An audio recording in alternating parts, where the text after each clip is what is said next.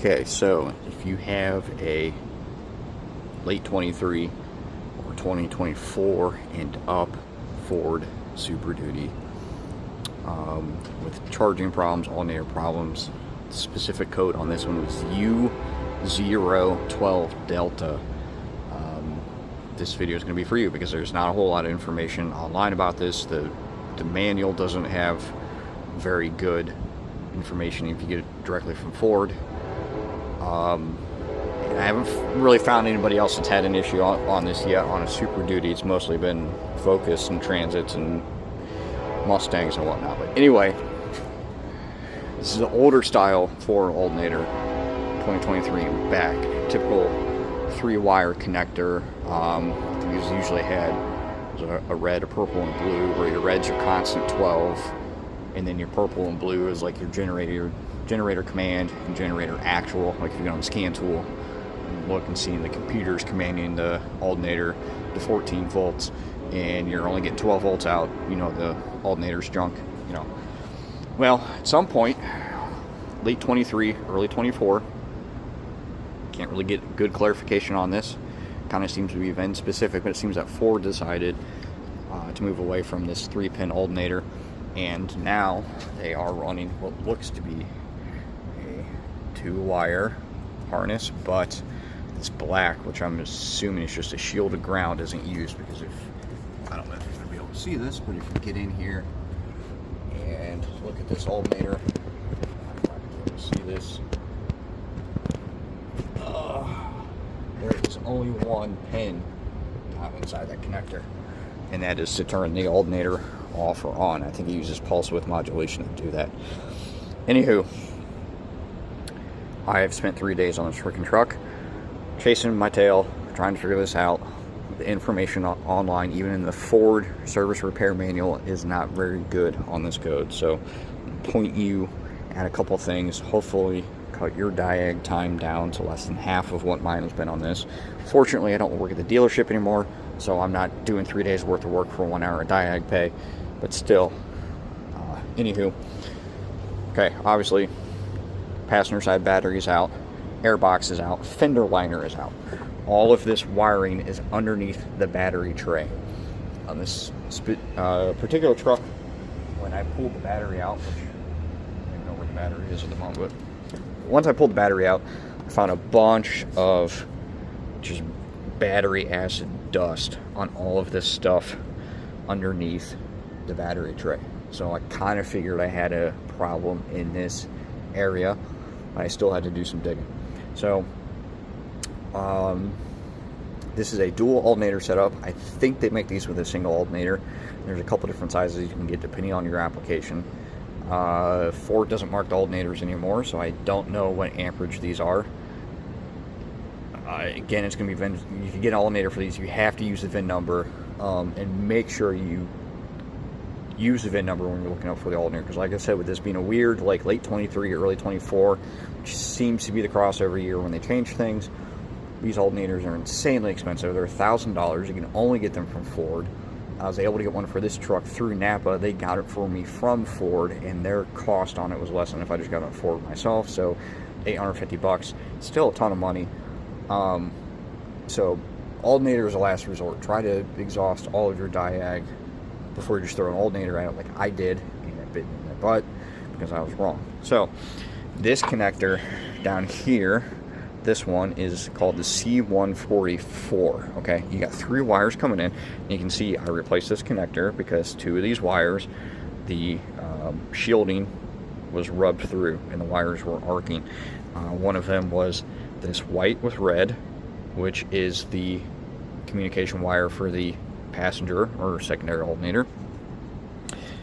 And then you have these other 2 wires. One's blue and one is a gray with a yellow stripe. I'm not sure what they are because these wiring diagrams are such a pain to. You can no longer just pull up this connector on Ford's online service repair manual and get a pin out for the connector. No, you get the connector and it'll give you a part number for the wires and the pins, but it doesn't tell you what the wire. You have to go and find all the schematics for each of these individual wires and then just manually search through for the connector number. So this is C144. So you can see you got 3 wires coming in, only 1 coming out. This is for, again, the passenger side alternator. So what you're looking for, wires rubbed through, or water or battery acid intrusion into this connector. This is C139, if I'm not mistaken. I don't know what it's for. I don't think it's really relevant to this circuit, but they are right next to each other. Okay, this is C1046, and this is another connector where I had issues. Okay, so if we back up a little bit, we only have 1 output off of the PCM for the alternators. It's this white wire right here, which is pin 30. You can see I've got a back probe in here because I was checking continuity between here and my driver's side alternator, and it was open. So obviously broken wire somewhere between here and there. Okay, so if we get into this harness, we can, once you peel all the tape and conduit back and everything, you can find this factory splice right here. You can see it's got a white wire coming in one side, which is your pin 30 output, your generator command from the PCM. And once we go to this side, you can see we have white with red, and it's hard to see on this one, but if we go to the other side of this connector, you can see I already cut and stripped it back because it was broke there. If we go here, it's pin 2 on C1046, white with green. We go over to the alternator on this side. You can see down there, maybe, focus, white with green. So this is where I was testing. You can see I've got a back probe down there still. One other quick tip of advice: you do not need to pull the fan shroud, the clutch fan, the radiator. You don't have to do any of that to do the alternators, unless you don't even have to drain the coolant. I'll show you a little trick. You take this charge pipe off, this charge pipe off. You take this one off, and you can get to your battery positive and that C, I think 1025 or 1024 is what they call it, the command wire on the back of the alternator. You take this out, you can get to your electric. You take this out, and then you come over here, your tensioner is down there, 3/8 drive square. Pull the belt off of this alternator, and then you can get it off of this alternator. It's two 15mm bolts. You're going to pull it forward and rotate it, and you can literally take it out right here. So you don't need to drain the radiator, you don't need to take the clutch fan off, fan shroud, any of that. You'll save yourself a little bit of time. So, anywho, this connector right here basically splits your circuits in half. If you go to, it's pin 2, which I know what you're thinking, wouldn't that be pin 1? But no, these big, that's actually pin 1 right here. This is a 20 pin connector, and there's a bunch of these connectors on this truck, and I haven't found one yet that uses any of the big pins. So there is your pin 2, and you can basically break your circuit in half and go from here to the PCM and see if you're open, and go from here to the driver's side alternator and see if you're open. Or you can, if you back up for that splice, you can split the passenger side alternator circuit with this connector. This splice, if I'm not mistaken, is number S165 in the repair manual. And like I said, the repair manual pictures are not very good at showing you where these connectors are. And in fact, I'm going to pause the video and go pull one up on the computer and show you exactly what I'm talking about. Okay, we're looking on the Ford service repair manual online. We're looking at the electrical diagrams for this truck. So again, here's that C144, that 4-wire connector. Well, it's really 3 on one side, 1 on the other for the passenger side alternator. Okay, look at this. It is showing that connector as being down here as part of this main harness, and in reality, it's one of these two guys right here. Okay, so this picture is not very good. Another thing that was absolutely making me pull my hair out is, okay, see up here, your powertrain control module, 1232B, 1232T. Okay, it has both of them, and it's pointing to that guy right there. That's a 10-pin connector.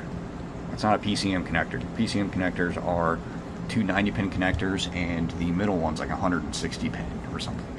And this isn't even orientated correctly. it's rotated like this. So I'm kind of annoyed that this diagram is not 100% correct. And again, this is from Ford. This is Ford's diagram.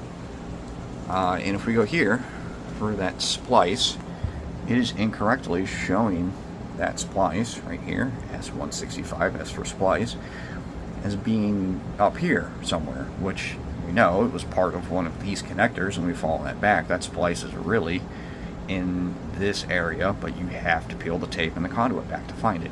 So again, these aren't really correct. Let me find one more thing here. Okay, so there's some of the diag stabs. Let's go to this, the 1232B, which is your PCM connector. And if we go here, okay, so we get a bit of a pinout on this one, but there's no way to identify which of the three connectors this one is on the PCM. So you're just kind of left to your own devices in that regard. Why don't we look at that C144? Okay, over here, C144 inline wiring connector. Okay, look at that. It doesn't even tell you what any of those pins are. Okay, it gives you part numbers for the different size wiring. And it gives you this, shows you the pin identification, but it doesn't tell you what any of the pins are, or the colors of the wire. So as far as I'm concerned, completely useless. Like, what's even the point of this? Another thing, that one, the 20 pin connector was wrong. It's C1046 is that one. And let's see, this one, again, you're not actually getting a pin out on this. It's just giving you part numbers for the different gauge wire. Diesel for, okay.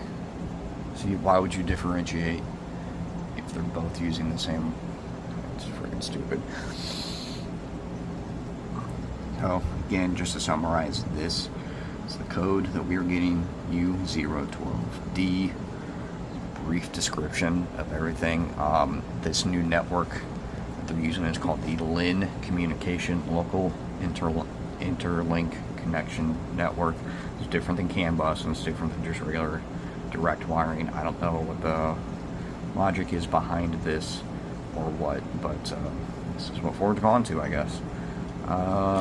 And I don't know what's going on at their website right now. Some of these pictures aren't loading, which again, this is super nice when you're trying to diagnose something. You don't even get a picture of what it is you're trying to hook your meter up to. This is worded so horribly that I basically just skipped this step. Because again, if you can't even word it correctly, because right here they're essentially saying, are you getting 80% above the battery voltage above 9 volts on that pin 1 at the alternator with the truck running? But the way they word that's just really, really goofy. And then oddly enough, if you scroll down further, where is it? Right here, step 9, that same pin, they're asking you if you have any voltage there, and if you say yes, that you have a short to power. But meanwhile, up here, they were wanting you to have at least 9 volts on that pin. So, this is what we're dealing with, unfortunately. It's not the most intuitive thing. And there are older repair manuals. You go back like a generation of Super Duty, prior to the 6.7s. You get into like the V10 trucks and the 6-liter Power Strokes. The online service information from Ford was fantastic. They used to color code the plugs on the PCM, which made it really nice to diagnose stuff, and they would actually reference that here in the manual. So let's go back here, that PCM connector C1232B.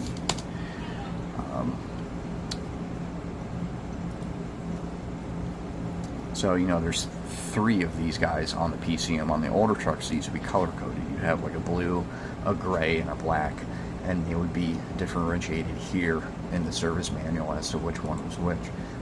But on this current generation of truck, they're all black, and there's no way to tell on the PCM which is which. You just kind of have to guess and get right.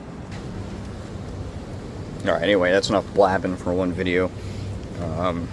I'm going to try and get this wire repaired and get this thing back together enough to where I can start it and see if my battery light goes out. If I can find my small solder, I'm actually going to try soldering this wire together. If not, I'm going to have to resort to crimping it together. But so hopefully this will help somebody diagnose this code, because like I said, I think I might be one of the first to actually diagnose this on a Super Duty.